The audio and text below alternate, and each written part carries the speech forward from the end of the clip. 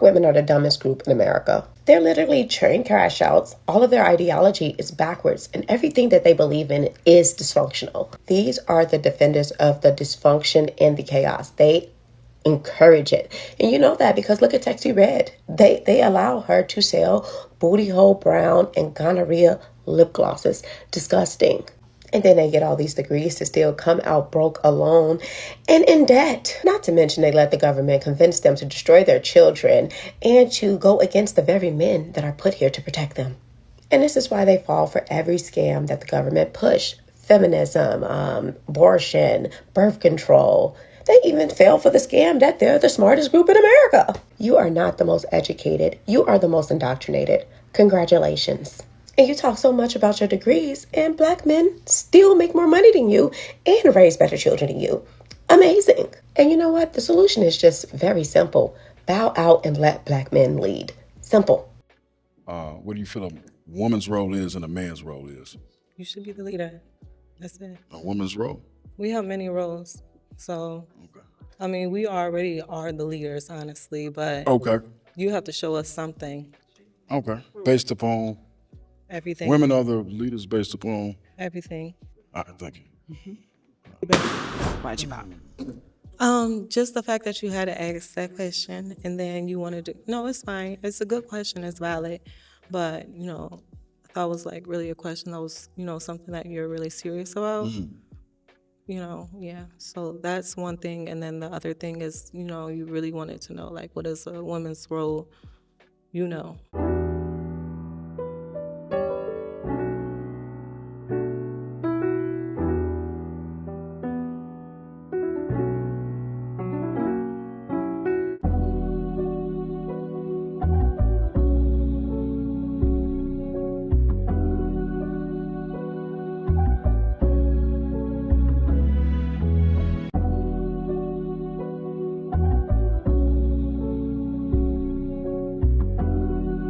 Somebody in this car is getting a pussy ate by her girl when they get back home. Somebody in this car got a boyfriend but still cheating. Somebody in this car still talks to their ex. Somebody in this car got a whole bunch of niggas but claims she got one. Somebody in this car go on multiple vacations with different niggas. Somebody in this car swear they in love but get a new nigga the next week. Somebody in this car just cheated on their boyfriend a few weeks ago. Somebody in this car got 2 boyfriends right now, 2 different area codes. Damn, we get lost for words. Going bone for bone. Y'all mean. Come on, tweet it. Somebody in this car think they over their ex, but they really not. Somebody in this car want to get married so bad. Damn, we can't even want to get married. Ooh, we going bone for bone. Somebody in this car be high and ready every time that nigga texts. Somebody in this car was on FaceTime with a nigga and want they man. That night. Somebody in this car went to jail behind some deep. Somebody in this car don't have no job, will be everywhere. Just said that. Somebody in this car love fucking multiple rappers. Local. Somebody in this car mix their old people. Somebody in this car. I see my family on television. My sisters, the queens of the planet. Go ahead. Who are you, sister? I'm bitches with problems. What is a bitch, sister? And did your mother make you a bitch, or did the world make you a bitch? Did God make you a whore, or did the white man's world make a whore out of you?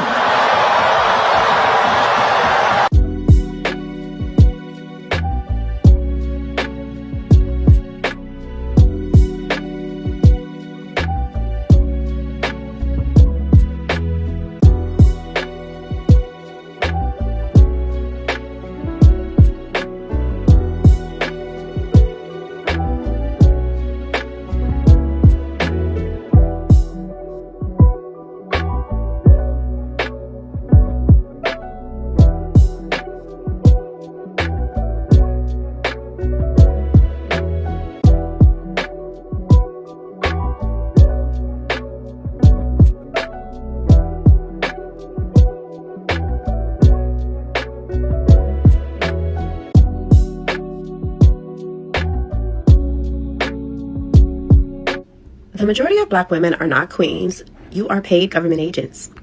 You are empowered, but not in the way that you think. You teamed up with the government via government assistance, child support, legal filings, and they weaponized you against your own community and your own men. They sold you on being strong and independent, but really they just isolated you and set you up for further manipulation and failure. The system didn't free you. It actually programmed you to fight against your own, disrespect your men, and not respect your elders. You traded family for funding, and while you celebrated your freedom, your house just is slowly burning down, actually rapidly. Unfortunately, you're not raising children, you're actually programming them. Your daughters are repeating the same cycles as you, becoming baby mamas, involved in sugar daddy culture, whole culture, all of the above. And then your sons lack leadership, discipline, and self-control. So just no order at all, just all dysfunction, emotionality, and rage. You became the perfect weapon to inject the dysfunction right directly into your children, so they don't have to do it because you're doing it for them. But then you brag about your degrees and how you're the most educated and independent and strong and how you guys can take care of yourself, but your children can't read. Can we make that make sense? And as long as you keep choosing the system over Black men, you'll remain a non-player character, a program bot running down a government code, just raising the next generation of slaves. And this is why you lead in obesity, single motherhood, least likely to get married, least desirable, most likely to raise a criminal. It's because you're a product of the very system that you think you're outsmarting. I believe this, so. Right. But, you know what I'm saying? You give me your perspective. Oh, yeah, I have one. Do you feel as if the men, all men, I'm not going to give it to Black and white, but let's just say all men for now. Let's talk Black men. I don't, for me, like, even with my tour, what I'm doing, right? Like, by this time next year, I'm giving out reparations. I'm doing a lot in my community, right? And for Black people. I don't care, but I'm talking about Black people. My whole message point is for us. Now, when you talk about slavery, right? We talk about systemic racism. We talk about the Willie Lynch letter, right? We talk about, the black man is God, right? We talk about, the greatest soldier in a white man's army being the Black woman and the Black woman being the pawn. And then they figured out early on through slavery that because they would us, right? But they figured out if we get the Black woman, or we get the whole joint. Mm-hmm. Oh, and let me just say something right there. He is not telling a lie there. And a lot of people, we speak on it now. If you can get the Black women to go against the Black man, then you're winning. You don't need them to perpetuate a cycle. The women can do it for them. So they don't really need anybody else to do it. You recruited the Black women and made them hate their Black men and go against them. It's entrenched. And that's what we see. We see so many women have a disdain toward Black men because they don't speak about them in a positive way. Your daddy right here. Say hi to your daddy. This is the only time we see him. Say hi to your daddy, your jailbird daddy. Say hi to your baby jailbird. Say hi to your baby jailbird. Can't ever see. It's everything negative. So, and then they move a certain way and they act accordingly when it comes to Black men. You don't need white supremacy if you use the Black women to do the job for them. But let's continue. Okay. So, You know why? Go ahead. I want you to explain why, because I think it needs. But I get to that, but I want to finish the messaging point, right? I like to keep it cohesive for myself. I might forget a lot of information here. So, what they did was they made the Black woman hyper masculine, right? And they made you and me we're studs. We're gonna be in the field. We're handy, right?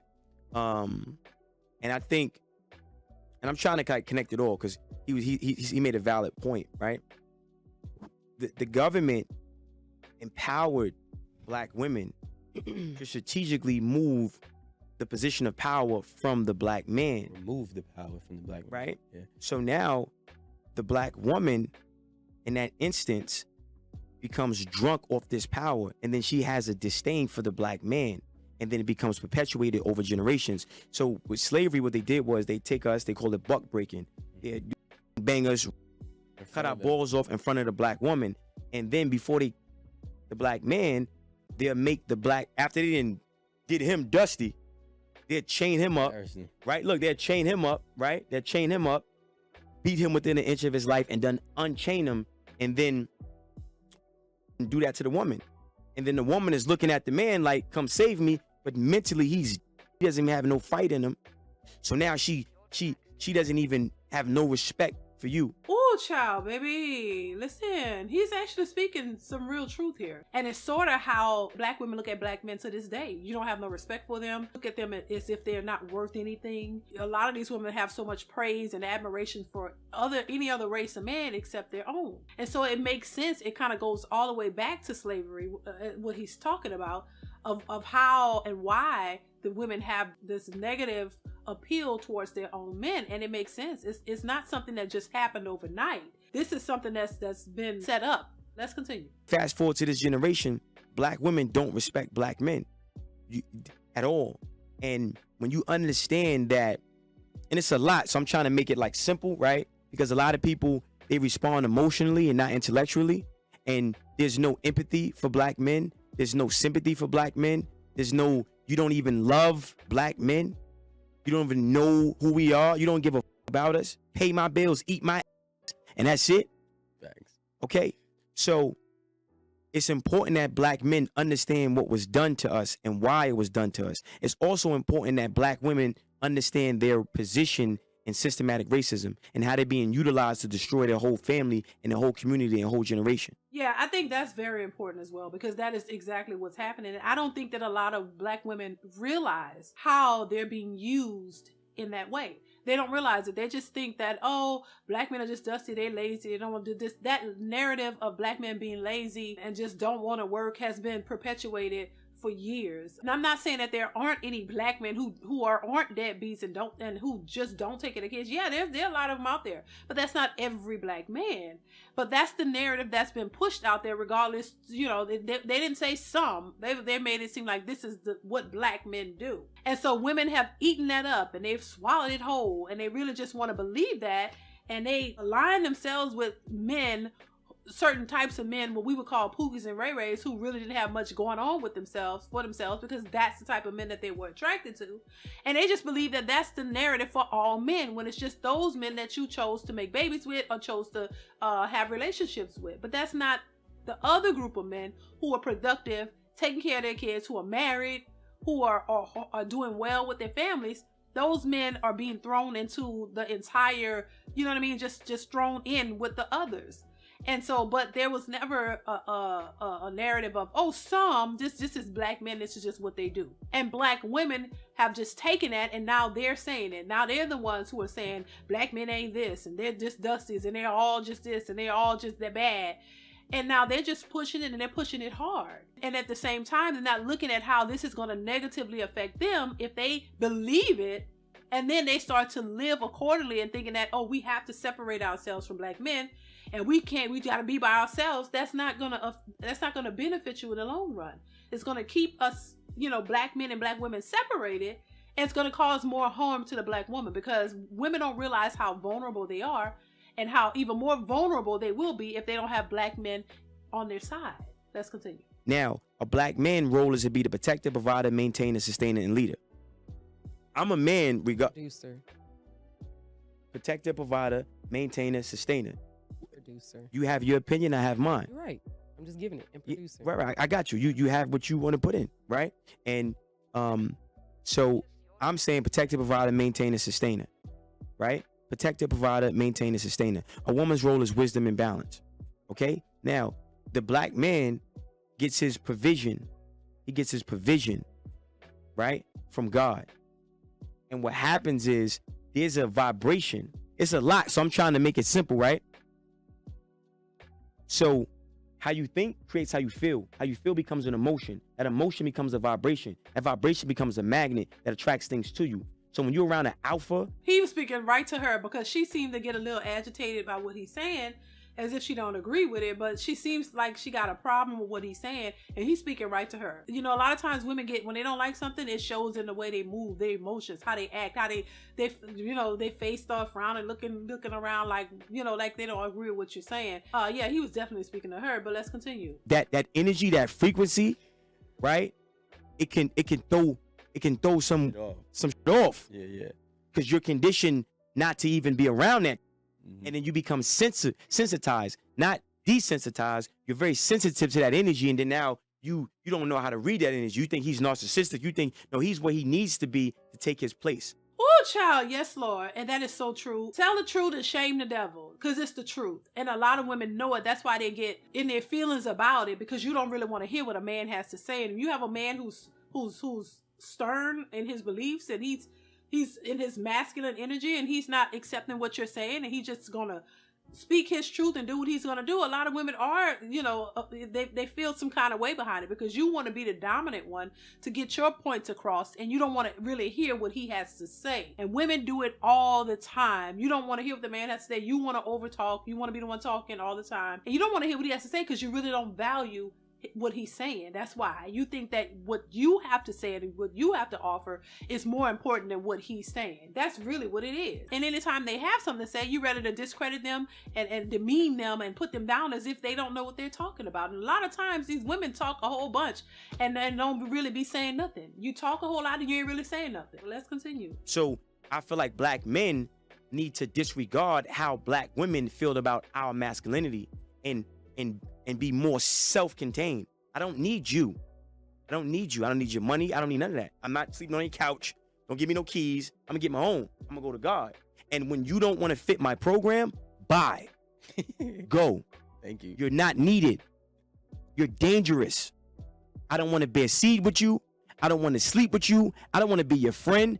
I'm staying away from you. And there's a lot of black women that get it, and they love the masculinity that we project.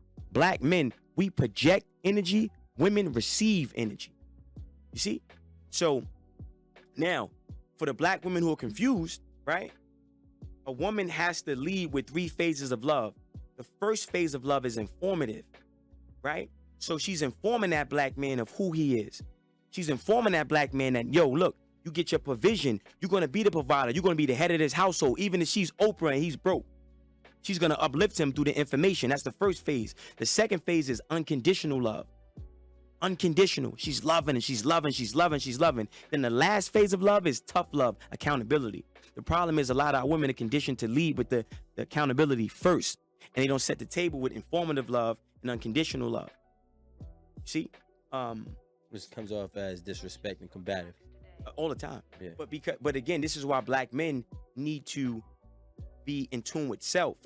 And when that woman is argumentative and she want to talk and every 5 minutes she want to get a word in and she just can't shut the fuck up, let her go. Don't beat on her. Don't catch no cases. Let her go. Let me tell you something. He's speaking. This is some of the best information that I've come across so far. As men, y'all don't have to deal with these types of women. These women have attitudes and they want to talk and they want to be in their masculine energy and they feel like they know what they're talking about and what you're saying don't mean anything. You don't have to deal with that, because some of these women are very combative. They're very combative and there's no changing them. You know what I'm saying? There's no getting them together. So you be better off just leaving them alone. But let's listen to a little bit more of this. Like literally let her go. Yep. And you vet her with your frequency. You vet her with your vibration. I walk in some rooms and I get around certain black women and I start talking. They can't stand me. Good. Goodbye. Good. Bye. Why is that they can't stand you? Because I just told you, a lot of black women are not used to a black man that has confidence. A lot of black women are not used to a black man who... Wait. I just want to clarify. You saying that black women can't stand you because of your confidence? 1,000,000%. A lot of them. I think it's because hold on, because I'm an op, I'm a blood, I'm a fuck boy. Wait, I'm a trick. Who are saying these things? We're saying what I'm. You got to understand that's just what for I'm the asking, camera. I don't. I got you, but I'm saying it right. So you maybe you understand later, maybe you won't. It's okay. Well, I'm no, a op. No, just hold on one second. Yeah. I'm asking questions because we have an audience. No, for sure. And I want our audience to understand what you're saying. They do understand. No, it's cool. I know my audience. So what I'm saying is that I just want you to kind of be responsive when I'm asking you so that we can have clarity when we... I think we have clarity. I think the people watching understood what he was saying. And y'all let me know if y'all understood what he was saying right off the bat. That's how black women associate black men. You don't look at them as a prize or something special. You look at them as like he explained. We understood that pretty well.